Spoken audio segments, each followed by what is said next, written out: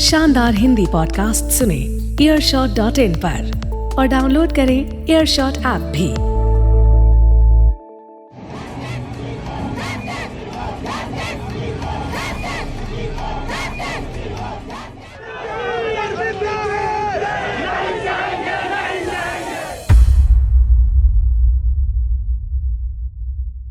पूरा देश उबल रहा था। 16 दिसंबर 2012 की रात जो हुआ उसने सब में एक गुस्सा भर दिया था। दिल्ली से शुरू हुआ प्रदर्शन पूरे देश में फैल गया। लग रहा था पूरा देश सड़कों पर है, कोई भी अछूता नहीं था। मेरठ में पवन भी पूरे देश की तरह दुखी थे और गुस्से में थे। कहते हैं मैं भी एक बाप हूं। मैं भी एक जो है भाई बेटी का जब जज्बा रखता हूँ, मैं भी एक माता पिता का जज्बा रखता हूँ। जो जिसके माता पिता के गुजरती है, जो वो रेप करते हैं उनके बेटियों के साथ में, तो ख्याल तो मुझे भी आता है यार, एक माता पिता का जज्बा लेते मैं भी। इन्होंने गलत करा। ये नहीं कि मैं आज उनके लिए मैं अपने पेशे के लिए जलाद हूँ कि मेरा पेशा ही यही है। मैं ये कहता है हमारे हिंदुस्तान के अंदर हमारी बहन बेटियाँ सुरक्षित रहें, उनके कोई ऐसी कोई घिनौनी हरकत ना हो, कोई जंगली अपराध ना हो, उनके साथ कोई रेप जैसी हरकत ना हो। तो जब कोई ऐसा कोई करता है तो मुझे बड़ा जुनून होता है कि हमारे न्यायपालिका ने कैसे इसको बकस रखा। ऐसे जो रेप करने वाले, बहन बेटे के रेप करने वाले के साथ तो फांसी होनी ही चाहिए।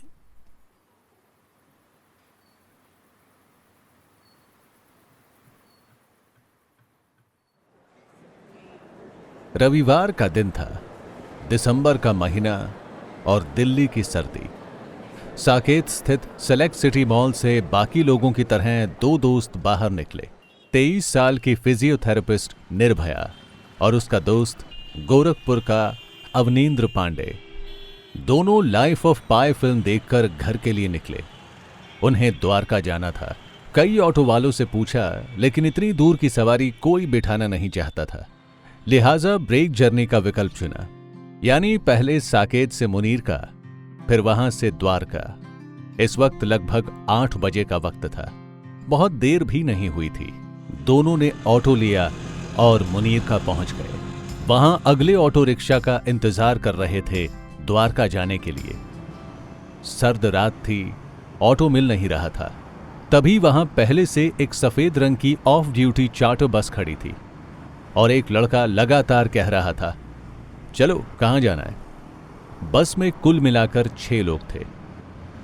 माहौल ऐसा बनाया गया था जैसे वो एक दूसरे को जानते ही ना हो और जैसे काफी सवारी आने वाली है।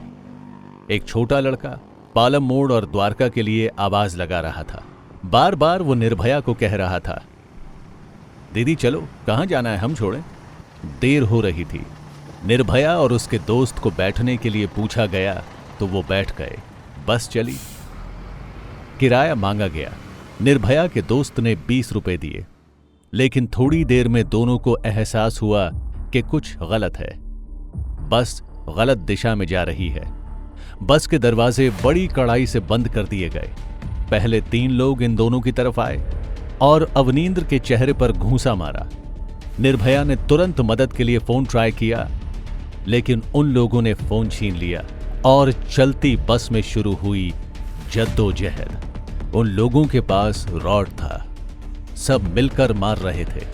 कोई सिर पर, कोई पीठ पर, कोई हाथों पर, फिर पैरों पर। जैसे ही अवनींद्र गिरा, दरिंदों ने निर्भया को अपनी तरफ खींच लिया और उसके साथ एक एक करके रेप करने लगे।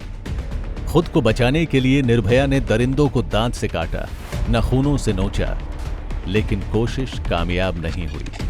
निर्भया जितना खुद को बचाने की कोशिश करती, शराब के नशे में धुत दरिंदे और क्रूर होते जाते।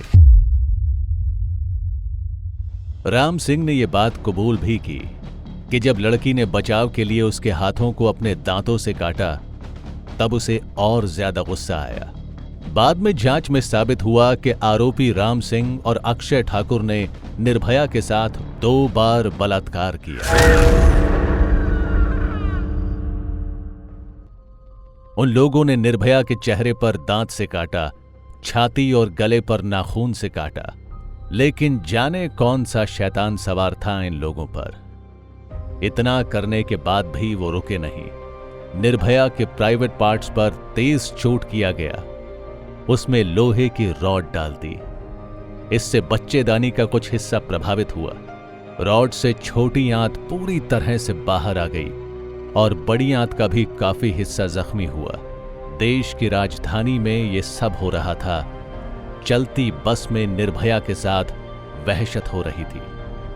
दोनों दोस्त शोर मचा रहे थे, करहा और चिल्ला रहे थे। लगभग 24 किलोमीटर तक बस चलती रही।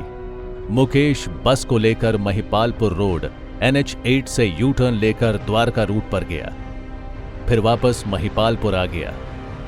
दरिंदों ने आपस में बात की। उनको लगा कि लड़की मर गई है। पुलिस के मुताबिक राम सिंह ने अपने साथियों से कहा, शायद मर गई है, नीचे फेंक इसे। चलती बस से पहले निर्भया के दोस्त को, फिर निर्भया को नीचे फेंक दिया गया। फेंकने से पहले दोनों के सारे कपड़े उतार दिए। सोच ये थी कि अगर थोड़ी जान बची भी होगी तो दिल्ली की सर्दी काम तमाम कर देगी।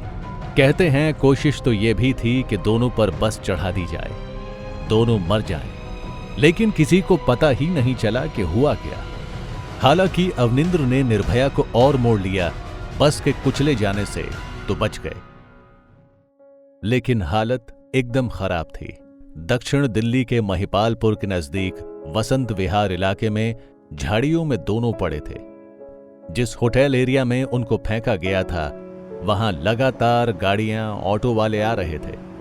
हाथ हिलाकर मदद मांगने की कोशिश भी की। कुछ गाड़ियां आईं, शीशा नीचे किया, देखा और चलते बने, लेकिन हर किसी की संवेदना मरी नहीं थी। एक बाइक वाला आया, फिर मदद के लिए पुलिस को बुलाया गया और दोनों हॉस्पिटल पहुंचे। अगले दिन से ही देश में नाराजगी, गुस्से की लहर दौड़ पड़ी। मीडिया में हर जगह बस एक ही खबर थी। मेरठ में बैठे पवन भी इस घटना से आहत थे, लेकिन फिलहाल तो पुलिस और सरकार का सिरदर्द बढ़ना बाकी था। बताएंगे आपको मामले में आगे क्या हुआ, कैसे फांसी के करीब पहुंचकर भी बार बार दरिंदे बचते रहे और कैसे पवन की छटपटाहट बढ़ती गई। शानदार हिंदी पॉडकास्ट सुने earshot.in पर और डाउनलोड करें earshot ऐप भी। Earshot, here and now.